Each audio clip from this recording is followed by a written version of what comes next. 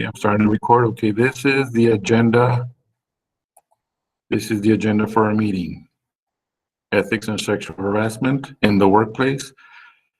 I'm going to do an introduction, talk about ethics, sexual harassment, procedures, and I'm going to close, and any questions you might have at the end. Let me present something else.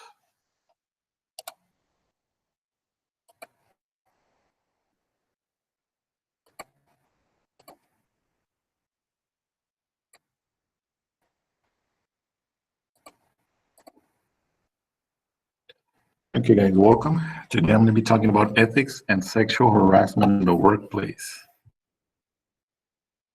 Okay, basically, ethics is the discipline dealing with what is good and bad and with moral duty and obligation. The state of Texas tells educators you have to follow this code of ethics. Our district gives us these standards, our ethics, what we need to follow. Kind of like with the students and rules, this is what we need to follow. They follow the rules, we follow this. Okay, the Texas educator shall comply with standard practices and ethical conduct towards students, professional colleagues, school officials, parents, and members of the community, and shall safeguard academic freedom. Basically means that we're going to follow the ethics for everybody on campus. I'm sorry, I've been talking all day long. Okay, so that means anybody steps on campus, we have to follow the standards, the ethics. The Texas educator in maintaining the dignity of the profession shall respect and obey the law. That means we have to follow the law, demonstrate personal integrity, and exemplify honesty and good moral character. With the examples for the students, what better example if we follow the law and show that we have ethics and follow the standards for the students. It'll help us out in our mission and vision statement. And all of this is in our district employee handbook. These are all the professional standards, the rules that we need to follow. I'm not going to go over all of them, just a few. For example, 1.5, the educator shall neither accept nor offer gratuities, gifts, or favors that impair professional judgment or obtain special advantage. This standard shall not restrict the acceptance of gifts or tokens offered and accepted openly from students, parents of students, and other persons or organizations in recognition or appreciation of service, basically bribery. You cannot accept bribes in exchange for grades or in exchange to have your son and daughter on the football team or volleyball team. Okay. Scroll down, look down at 110. I'm not going to go over all of them. Or 1.9, the educator shall not make threats of violence against school district employees, school board members, students, or parents of students. Again, we cannot make threats of violence against anybody in school, parents of students, anybody. 1.10, the educator shall be of good moral character and be worthy to instruct or supervise the youth of the state. That means the rules that we expect the students to follow, we should follow them too, because we're the example. And then the other ones are kind of like obeying the law. The educator shall refrain from the illegal use of distribution or controlled substance and or abuse of prescription drugs and toxic inhalants. The educator shall not be under the influence of alcohol or consume alcoholic beverages on school property during school activities when students are present. The next one is the ethical conduct towards professional colleagues, what we expect from each other, what the district and the state wants us to follow. And again, I'm going to go over some of them. This is educator to administrator, educator to other educator, everybody that's on campus. Okay, I'm going to go over some of them. 2.2, the educator shall not harm others by knowingly making false statements about a colleague or school system. We cannot lie about or gossip about other colleagues or the school. Okay, 2.5, The educator shall not discriminate against or coerce a colleague on the basis of race, color, religion, national origin, age, gender, disability, family status, or sexual orientation. We cannot discriminate against each other based on race, color, religion, sexual orientation, gender, disability. And 2.7, the educator shall not retaliate against any individual who has filed a complaint with the State Board of Education or provides information for disciplinary investigation or proceedings under this chapter. And if somebody files a complaint against me, I cannot go and threaten or retaliate against the person or people that made a complaint against me. Ethical conduct towards students. This is what is expected from the student. This is what the students expect from us. Okay. Again, not gonna go over all of them, just a couple of them. 3.1, the educator shall not reveal confidential information concerning students unless disclosure serves lawful professional purposes or required by law. I cannot share the student's files, personal records with anybody unless it's for educational purposes. 3.2, the educator shall not intentionally, knowingly, or recklessly treat a student or minor in a manner that adversely affects or endangers the learning, physical health, mental health, or safety of the student or minor. And when I was teaching in elementary, I was teaching in 4th grade, and I had this teeny tiny little girl that had anxiety issues. And when I spoke to the mom, she explained to me that she had a teacher that kind of picked on her so much that she started developing anxiety. She would freeze up, and they had to take her to the nurse for her to calm down. The mom also told me that the teacher would scream at that little girl, and this is again allegedly, there were no complaint filed. Nobody complained. The parent complained to the teacher, and the teacher started picking on the parent. So the teacher would pick on the parent and the student, and the parent was so shy that she never complained to the principal. So that goes back to mental health. Okay, 3.4, the educator shall not exclude a student from participating in a program, deny benefits to a student, or grant an advantage to a student on the basis of race, color, gender, disability, national origin, religion, family status, or sexual orientation. I'm an art teacher. If I have a student that wants to participate in the fair, I cannot discriminate based on any of those things. In 3.5, the educator shall not intentionally, knowing, or recklessly engage in a physical mistreatment, neglect, or abuse of a student or minor. 3.6, the educator shall not solicit or engage in sexual conduct or a romantic relationship with a student or a minor. And 3.9 has to do with eventually what we're going to cover in a little bit, harassment and communication with students. 3.9, the educator shall refrain from inappropriate communication with a student or minor, including but not limited to electronic communication, such as a cell phone, text message, email, instant messaging, blogging, or other social network communication. Factors that may be considered in assessing whether the communication is inappropriate include, but are not limited to, and I'll go into those in a little bit. Our communication has to be from an educational standpoint. We can't communicate anything other than we're worried about attendance, we're worried about grades, we're worried about the student, him or herself. And the parents have to know about the communication. The parents have to give you permission to be able to communicate with the student. Okay, these are some of the guidelines. The nature about communicating with students. The nature, purpose, timing, and amount of the communication. If you're talking for hours and hours with a student, that is a no-no. If you're talking to a student after hours, again, hours and hours,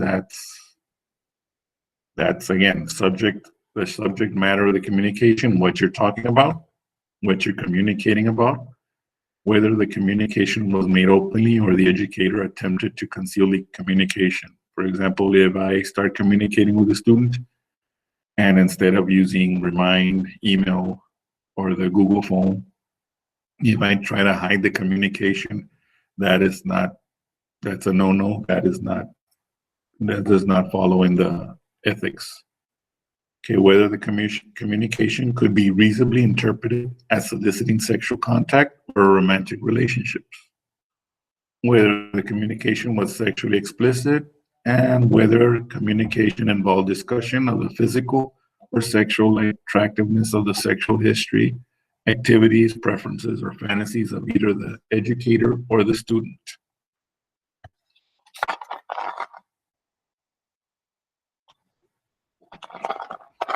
And again, sorry for my throat. The room is very cold. Now we're going into sexual harassment. In a little bit, you'll see why I'm covering this, because it has to do with educators and following the code of ethics. One of the things we cannot do is sexually harass either colleagues or students. And this is from the RGCCISD handbook. We do not allow employees to engage in sexual harassment of other employees, students, parents, patrons, or vendors of the school. No district employee is permitted to have a sexual or romantic relationship with a student, regardless whether the student or parent welcomes or approves of the relationship. Sexual harassment is any unwelcome conduct of any kind that is based on a person's sex, or that would not occur but for the sex or gender of the person, and that is so severe or pervasive that it deprives a person of the benefit of his or job or education. The district provides mandatory training for everybody, for all employees, in order to avoid sexual harassment. If you believe you're the victim of sexual harassment, you have the right to complain. And they have a district website for the complaints. And if not, you can go counselors, administration, and so on. Sexual harassment can be unwelcome advances, requests for sexual favors, or physical touching of a sexual nature. You are the subject of any of these behaviors, and it interferes with your work performance or create an intimidating, hostile, or offensive work environment, that may be sexual harassment. And again, you always have the right to complain without fear of retaliation. Okay, these are some of the definitions or things that about sexual harassment. It can occur when the harasser is female or male. You do not have to be the opposite sex. It can be your supervisor, agent of the employer, a supervisor in another area, coworker, or non-employee. You do not have to be the person harassed, but could be anyone affected by the offensive conduct. Unlawful sexual harassment may occur without economic injury or to discharge of the victim, and the harasser's conduct must be unwelcome. There are two types of sexual harassment. The first one is quid pro quo.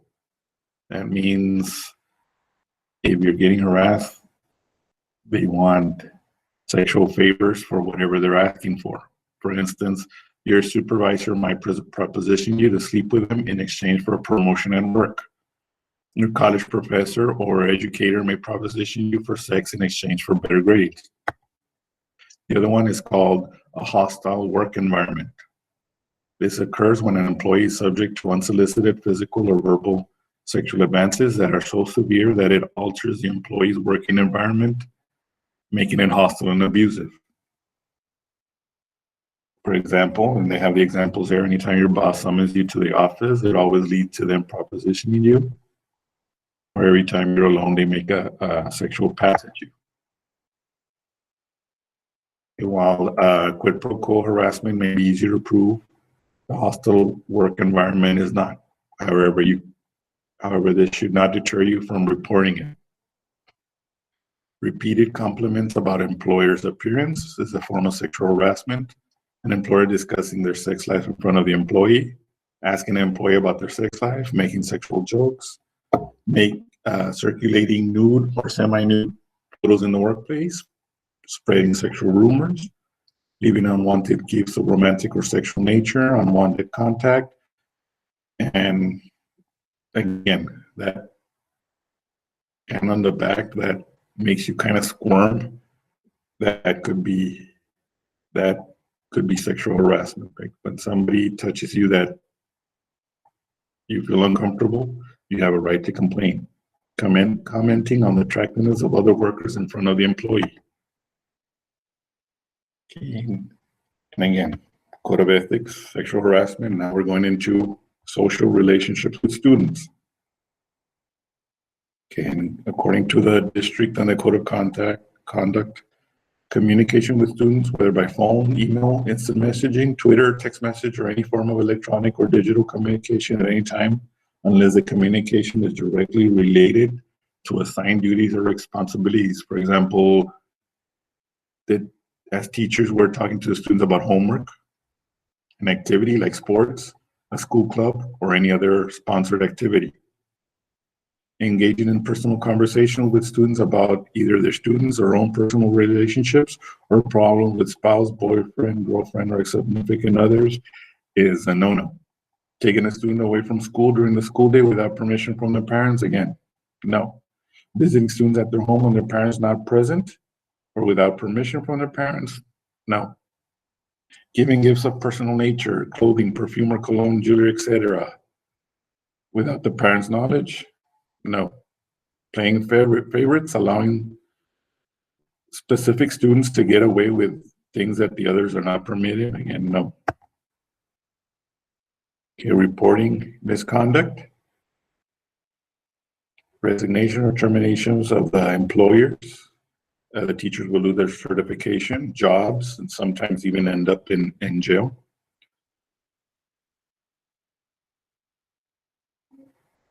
Soliciting or engaging in sexual contact or a romantic relationship with a student or minor, unless the superintendent has completed the investigation and determined that the educator did not engage in the misconduct. Again, they have to clear you. The possession, transfer, sale, or distribution of a controlled substance, illegal transfer, appropriation, or expenditure of a district school property. For example, you've seen in the news of a teacher that used money from the schools to buy for their own personal needs instead of spending the funds for something that was school related. Committing a criminal offense or any part of a criminal offense on district property at school sponsored event. Consequences: if you break the code of ethics, or if you sexually harass, or if you cross over the line for behavior with the students, the consequences: you might lose your teacher certification, you might lose your job, and then criminal charges might be filed. And after that, probably jail time, depending on the severity. Okay, are there any questions? Nope. Okay, let me stop recording. Hold on.